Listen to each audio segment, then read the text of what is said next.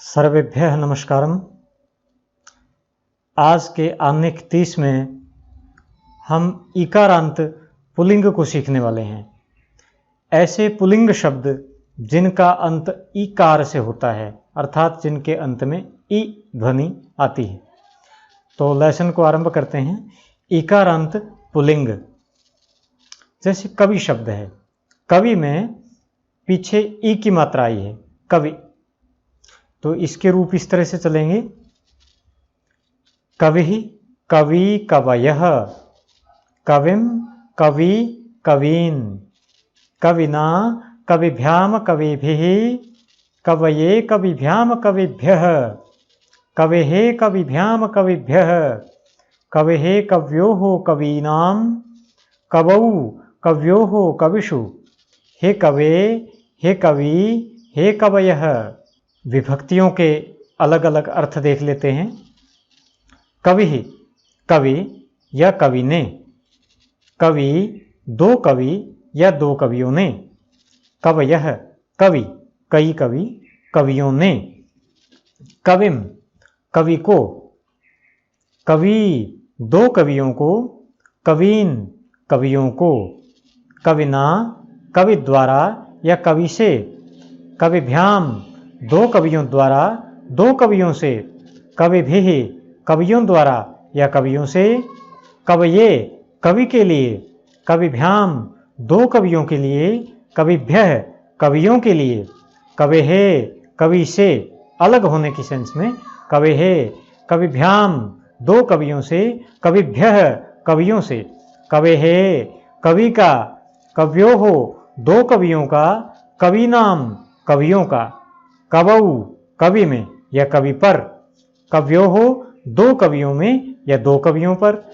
कविषु, कवियों में, कवियों पर। हे कवे, हे कवि, हे कवि, हे दो कवियों। हे कवयः, हे कवियों।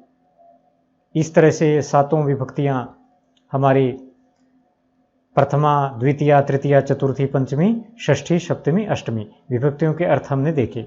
अन्य उदाहरण देखते हैं। हरि, हरि अर्थात भगवान विष्णु।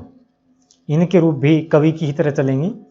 हरि, हरि, हरयः, हरिम, हरि, हरीन, हरिणा, हरिभ्याम, हरिभिः, हरये, हरिभ्याम, हरिभ्यः, हरेः, हरिभ्याम, हरिभ्यः, हरेः, हर्योः, हरीणां, हरौ, हर्योः, हरिषु, हे हरे, हे हरि, हे हरयः। इसमें हरिणा और हरीणाम, जो तृतीया विभक्ति एक वचन और षष्ठी विभक्ति बहुवचन में जो नकार हो गया है, वह अपने रसाभ्याम नोणः समानपदे सूत्र से हो जाता है। णत्व संधि इसमें हो जाती है। आगे है अग्नि। यह भी इकारांत पुल्लिंग शब्द है। अग्नि, अग्नि, अग्नयः, अग्निम, अग्नि, अग्नीन, अग्निना, अग्निभ्याम, अग्निभिः, अग्नये, अग्निभ्याम, अग्निभ्यः, अग्नेः, अग्निभ्याम, अग्निभ्यः, अग्नेः, अग्न्योः, अग्नीनां, अग्नौ, अग्न्योः, अग्निषु, हे अग्ने, हे अग्नि, हे अग्नयः। तो ये अग्नि के रूप हमने देखे। इसी तरह से गिरिः अर्थात पर्वत के रूप भी इसी तरह बनेंगे। अद्रिः भी पर्वत को कहते हैं, यह भी इकारांत पुल्लिंग है। अरिः अर्थात शत्रु। असिः तलवार, इनके रूप भी इसी तरह से बनेंगे।